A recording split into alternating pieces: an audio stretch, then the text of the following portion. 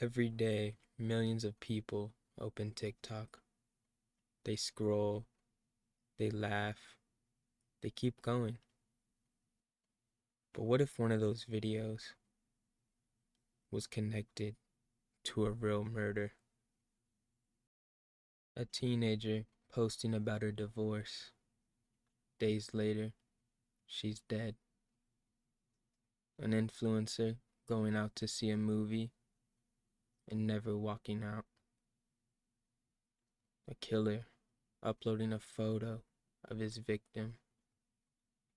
And a 19-year-old trying a viral trend that stops her heart.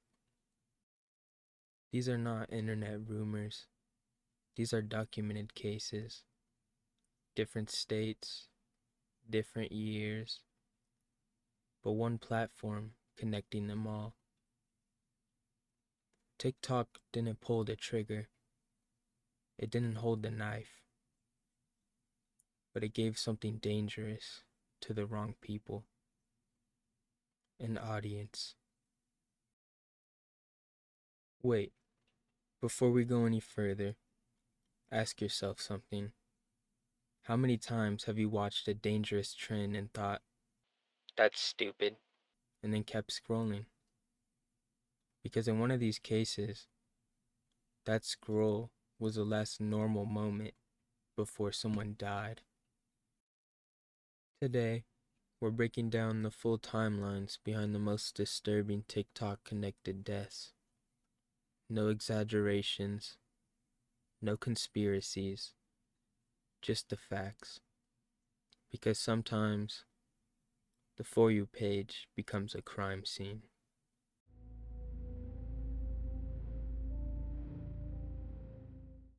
At 1:28 a.m., a young man dialed emergency services. His voice was shaking. He said cars were chasing him. He said they were trying to ram him off the road. Then, he said, they're trying to kill us. Seconds later, the call cut out. Just moments after that, his car split in half against a tree on a dark stretch of highway in Leicester. Two young men were dead, and within days, police would arrest a TikTok influencer with hundreds of thousands of followers. This wasn't a spontaneous act of road rage. Prosecutors would later argue it was planned, coordinated, and carried out at over 100 miles per hour.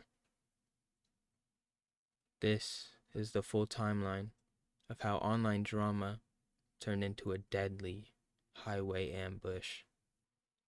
By early 2022, Mahek Bakari had built a recognizable presence on TikTok. She posted beauty content, fashion clips, and confident lifestyle videos.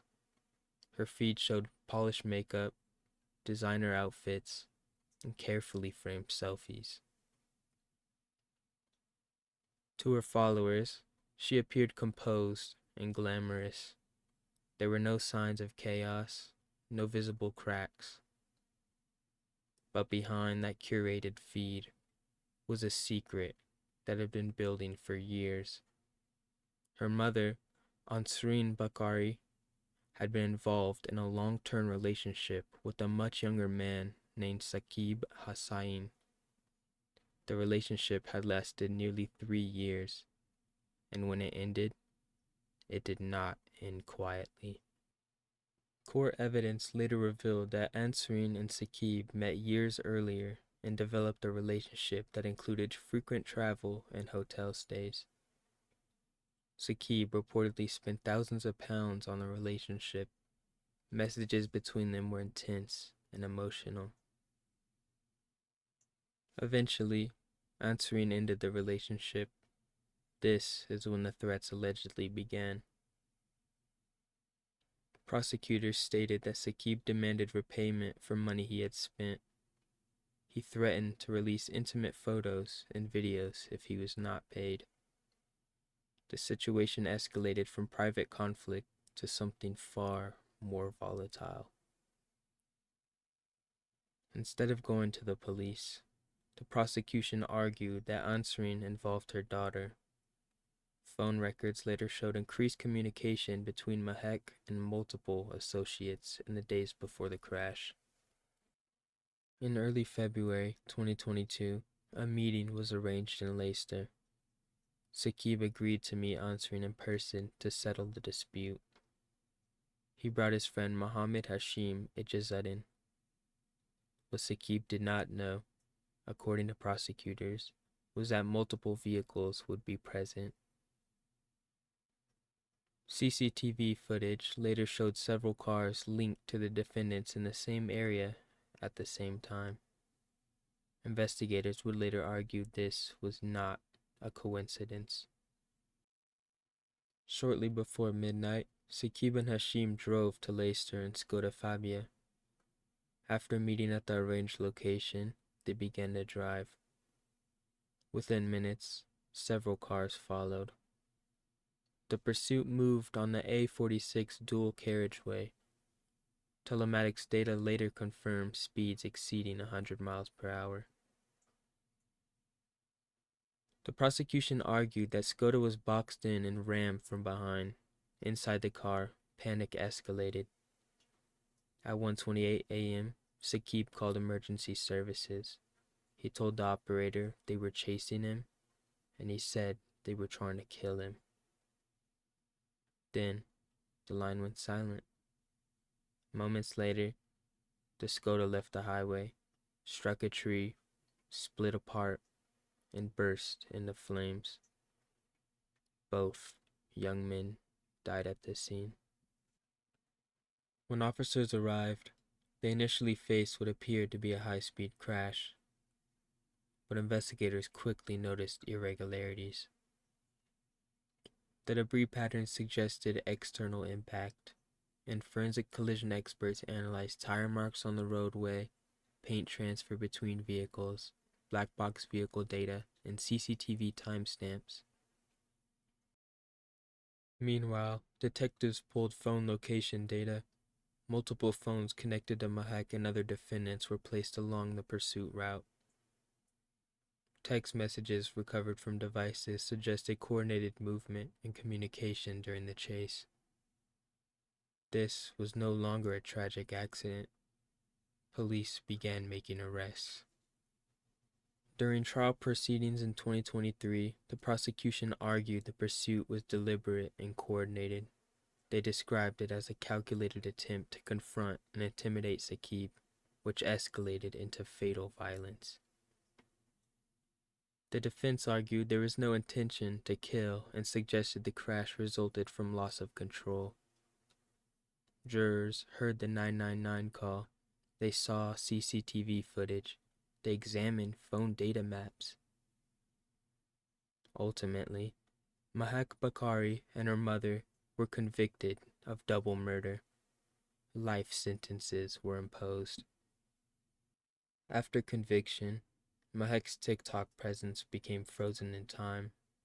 Her videos remained online. Comments shifted from admiration to shock. The case became one of the most widely discussed influencer-related criminal trials in the UK.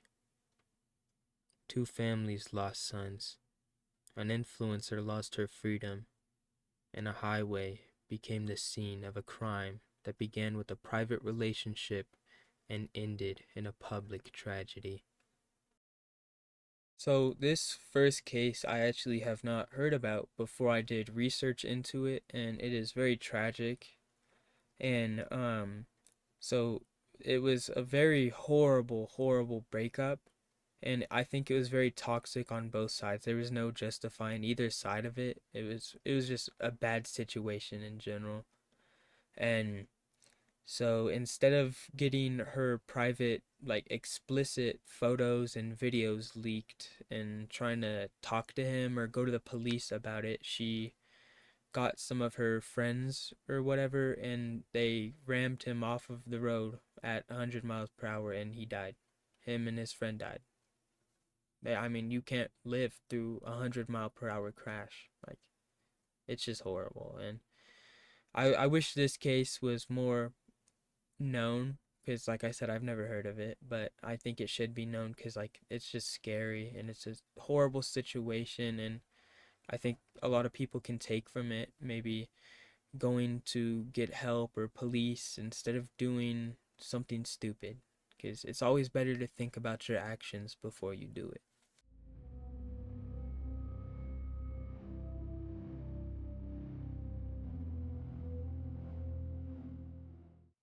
On July 14th, 2019, a 17-year-old girl was murdered in upstate New York. But that's not the part that shocked the world. What shocked people was what happened next. Her killer took a photograph of her body and uploaded it online. Within hours, that image spread across social media platforms, including TikTok, where teenagers stumbled onto it without warning. Some thought it was fake, some shared it, some screenshotted it, but it was real. And for Bianca Devins' family, the trauma did not end at the crime scene. This is the story of Bianca Devins and how one act of violence turned into a viral nightmare. Bianca Devins was born December 2nd, 2001, in Utica, New York. Friends described her as creative, emotional, and deeply involved in online communities. She loved anime, music, cosplay, and connecting with people through the internet. She was active on Instagram, Discord, and other platforms like many teenagers. She formed friendships and sometimes intense relationships online. By 2019, she had built a strong digital presence. But behind the aesthetic posts and artistic photos, Bianca struggled with mental health challenges and complex relationships. One of those relationships would change everything. Brandon Andrew Clark, age 21, met Bianca online. They became close friends. Some reports describe their relationship as complicated, sometimes romantic, sometimes platonic, sometimes strained. Friends later described Clark as jealous and possessive. He allegedly struggled with the idea that Bianca talked to or dated other men. In the weeks leading up to July 2019, tensions were growing. On the evening of July 13th, Bianca and Brandon attended a concert together in New York City. Photos from that night show them smiling. They drove back to Utica in the early morning hours of July 14th. Somewhere between the concert and the sunrise, something shifted. According to court records, Clark became upset over Bianca interacting with another man at the concert. Jealousy escalated. The car ride home was reportedly tense. Clark and Bianca stopped on a quiet residential street in Utica. According to investigators, they argued inside the vehicle. Clark later claimed he became enraged, and then he attacked her. He used a knife. The attack was brutal. After killing Bianca, Clark did something that would make this case infamous. He took photographs of her body. Then, he posted one of these images to Discord with a message indicating he had killed her. The caption reportedly read something close to, "I'm sorry, Bianca." I wanted to do this one because of how disgusting this is. Because how are you going to do something this disturbing to a person you're supposed to love? And then it's the fact that he posted it and he was trying to say, "I'm sorry," but it's such a fake apology. It's so easy to see how fake that is. It was clearly an effort for him to post it. He just wanted people to see what he did and he wanted to take the credit for what he did. And it's just disgusting. It's so gross, and I don't know how anyone could do anything like that. It's just, I'm at a loss of words. Within minutes, users began screenshotting the photo. It spread across Discord, Instagram, 4chan, and eventually TikTok.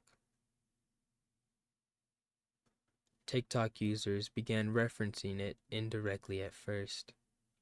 Then some began posting reactions. Some described it as a real murder photo. Others thought it was staged, but it wasn't. Moderators scrambled to remove copies. Bianca's family begged platforms to stop the sharing. But once something goes viral, it is nearly impossible to contain. This is where the case becomes more than a homicide. It becomes a digital trauma event. Around 7 a.m., Utica police responded to reports of a suspicious vehicle. Officers found Bianca's body. Nearby, they found Brandon Clark attempting to take his own life. He survived, and he was transported to a hospital and later charged with second-degree murder. While police processed the crime scene, the internet was exploding. Teenagers were accidentally encountering the image on their feeds. Some creators used coded language to discuss it. Some made insensitive jokes, and others posted emotional reactions. TikTok began removing content referencing the image, but screenshots continued to circulate across platforms. For Bianca's family, this meant reliving the trauma repeatedly. Her mother publicly pleaded with people to stop sharing the photo. Imagine losing your daughter and then seeing strangers post pictures of her body. In 2020, Brandon Clark pleaded guilty to second-degree murder. He admitted he was jealous, he was angry, and he killed Bianca intentionally. In March 2020, he was sentenced to 25 years to life in prison. During sentencing, Bianca's family spoke about the unimaginable pain of not only losing her daughter, but watching her death become viral. This was not just a murder. It was one of the first widely known cases where a killer posted an image of the victim. That image spread rapidly among teenagers, and TikTok users encountered it without warning. It blurred the lines between crime and content, between tragedy and virality. It forced platforms to confront. How do you stop the spread of real violence? And how fast is fast enough? Jealousy has existed forever, but social media intensifies it. Online relationships can feel immediate and consuming. Validation becomes visible. Followers become competition. Clark reportedly struggled with Bianca's independence online.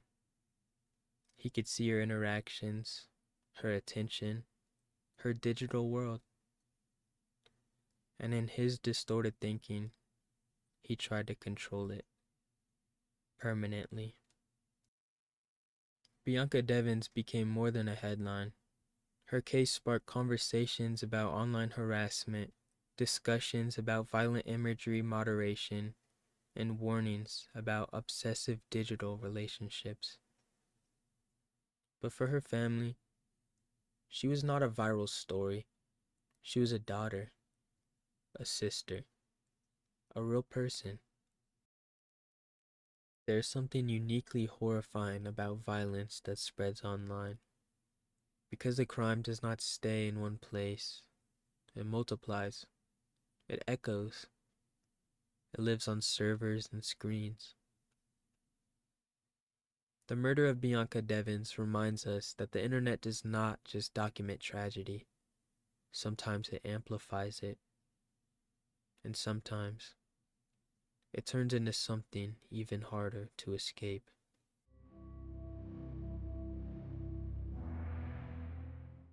Imagine this. You're 19 years old, You've built a following of nearly 1 million people on TikTok. You post lip sync videos, dances, smiling selfies. Your comments are full of fire emojis and heart eyes. One night, you go to see a horror movie, but you never make it home.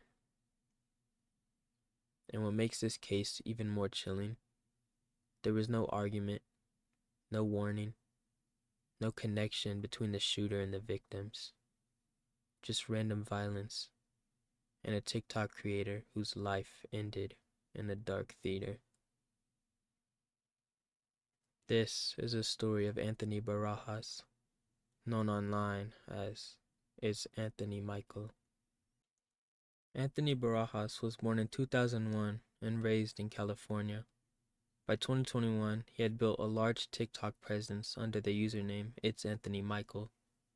His videos featured lip syncs, trends, short comedic moments, and casual lifestyle clips.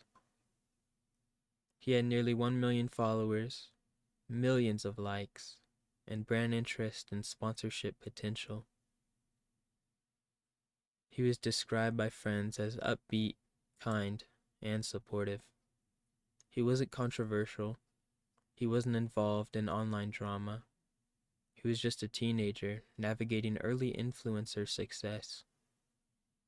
On July 26, 2021, he made plans to see a movie. Anthony and a friend, Riley Goodrich, went to see The Forever Purge at the Regal Edwards Theater in Corona, California. It was Monday night. The theater was empty. Reports later revealed there was only a handful of people inside. They sat toward the back of the theater, and the movie started around 9:30 p.m. Everything seemed normal. Around 10 p.m., during the film, a man seated behind them pulled out a handgun. That man was Joseph Jimenez. Without warning, he fired. Both Anthony and Riley were shot in the head. There was no confrontation, no visible altercation. Witnesses later said they heard what they thought was popping sounds, but assumed it was part of the movie. The shooter quietly left the theater. The movie continued playing. After the movie ended, an employee entered the auditorium to clean. This is when they found Anthony and Riley slumped in their seats. Police were called immediately. Both were rushed to the hospital. Riley was pronounced dead shortly after. Anthony was placed on life support. For 4 days, his family hoped he would recover. On July 31st, 2021, Anthony was declared brain dead. He was only 19 years old. Police quickly reviewed security footage. They identified Joseph Jimenez as a suspect. He was arrested the next day. During questioning, investigators found no known contact between him and the victims. No online interaction, no prior conflict. This appeared to be random. Authorities later revealed disturbing details. Jimenez had a history of unstable behavior. He reportedly believed COVID-19 was a government conspiracy, and he had made statements about violence in the past. There was no evidence Anthony was targeted because of TikTok. This was a random act of violence, which somehow makes it even more terrifying. Joseph Jimenez was charged with 2 counts of murder, 1 count of attempted murder initially before Anthony passed, and special circumstances allegations. Prosecutors described the shooting as cold and deliberate. The defense later raised question about mental health. As of later court updates, the case moved through pretrial proceedings with potential life imprisonment without parole if convicted. When news broke that a TikTok creator had been shot inside a theater, the platform flooded with tributes. Fans stitched his videos. Creators posted how they just saw him, and his page was filled with positive comments. This wasn't controversy. This wasn't a scandal. It was pure shock. Because Anthony's content was lighthearted. He represented youth and normalcy. And suddenly, he was gone. This case disturbed people for a different reason than others. It wasn't jealousy. It wasn't obsession. It wasn't digital manipulation. It was random. The idea that you could be young, successful, happy, just sitting in a movie theater, and someone behind you can decide to end your life for no reason. It forced conversations about public safety, random mass violence, mental health intervention, and how fragile life really is. Anthony's family described him as loving and devoted. He had dreams beyond TikTok. He wanted to grow his brand, travel, build something meaningful. He was only 19. That's the part that hits the hardest. 19. To me, this case belonged in a TikTok video because it shows something different. Sometimes social media is directly connected to the crime. Sometimes it amplifies it. And sometimes it simply documents the life of someone who becomes a victim of something larger and senseless. Anthony's TikTok account now stands as a digital memorial. His last video remains online, frozen in time. A smiling teenager who had no idea that a routine night would be his last. I wanted to talk about the Joseph Jimenez case. And so in this case, it is a young man going with his friend to a movie theater and unprovoked, just getting murdered. Him and his friend got shot and killed for nothing, for being at the wrong place at the wrong time. And it's just gut-wrenching, and I was having a hard time reading that part a lot because of how young he is. And it's just really hurtful because I'm his age. Like, that, it could have happened to me. It was a completely random attack, like I said before. It could have happened to anyone. He was the same age as me, and he got killed for nothing. So I just wanted to share that. I think this case is probably one of the hardest I've read, and it's truly, truly so sad and just disturbing.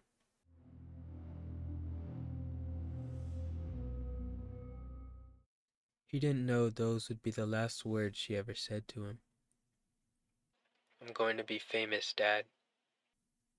A few hours later, she was brain dead.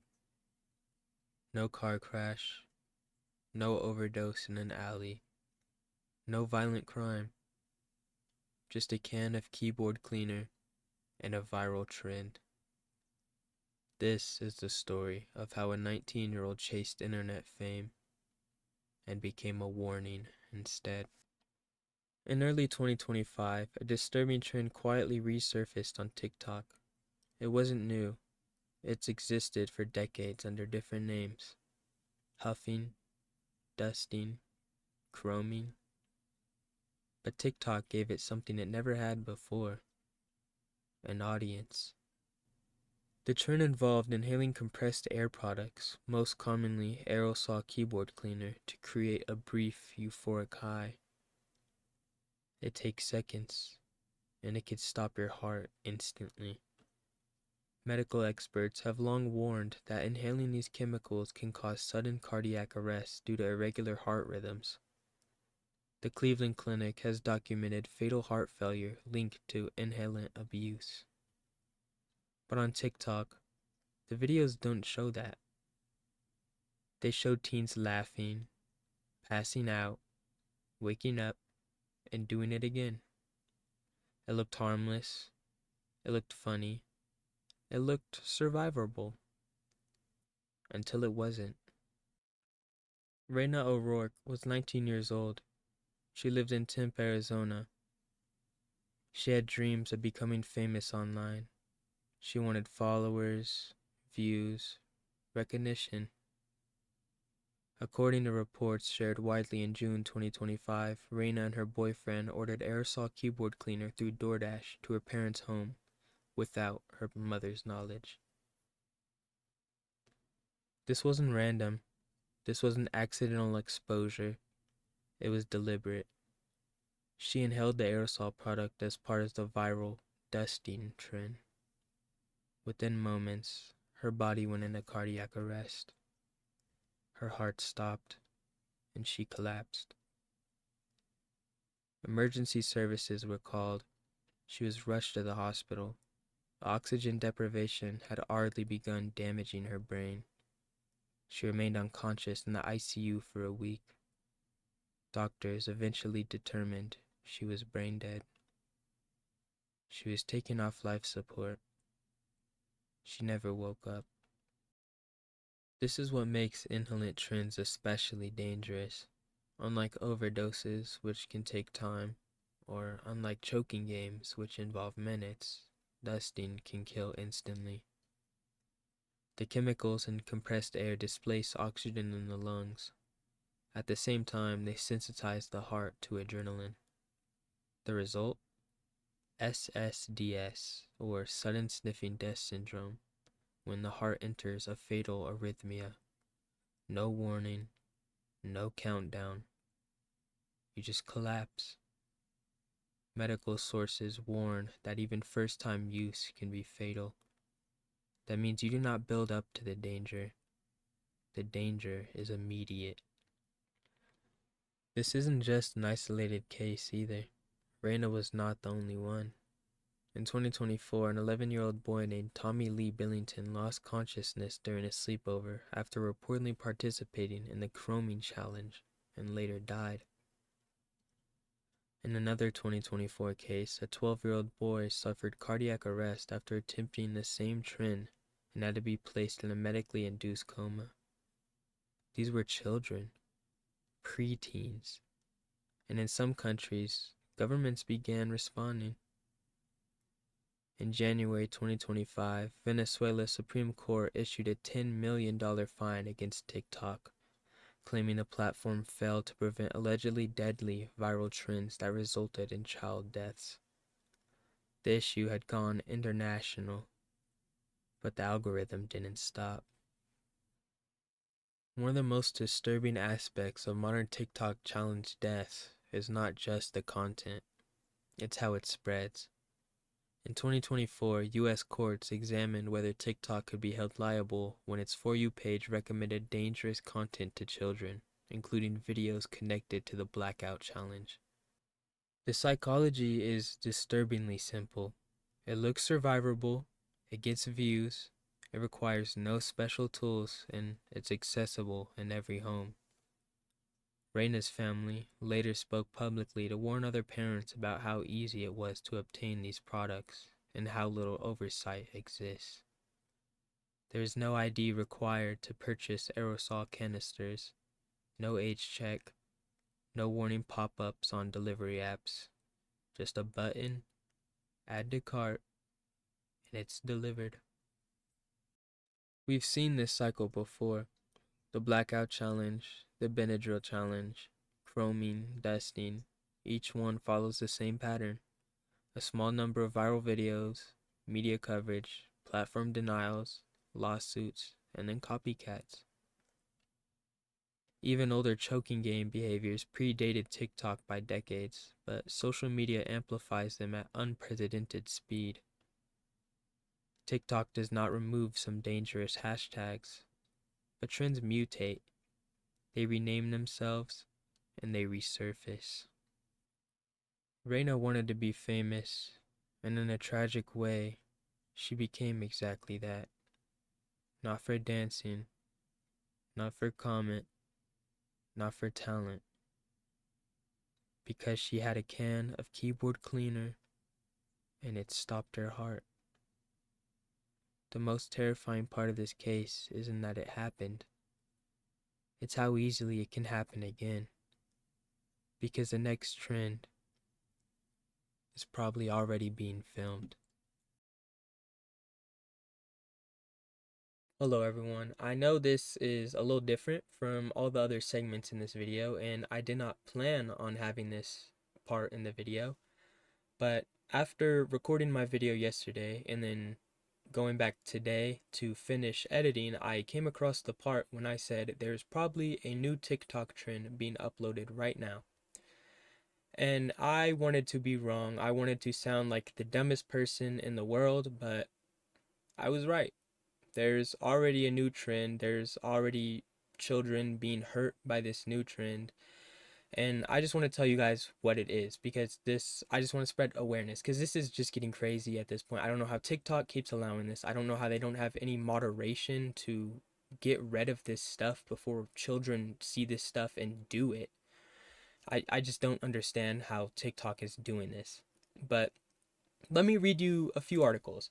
So, like I said, I did some research and I immediately, less than a minute, found the new trend called the fire breathing challenge.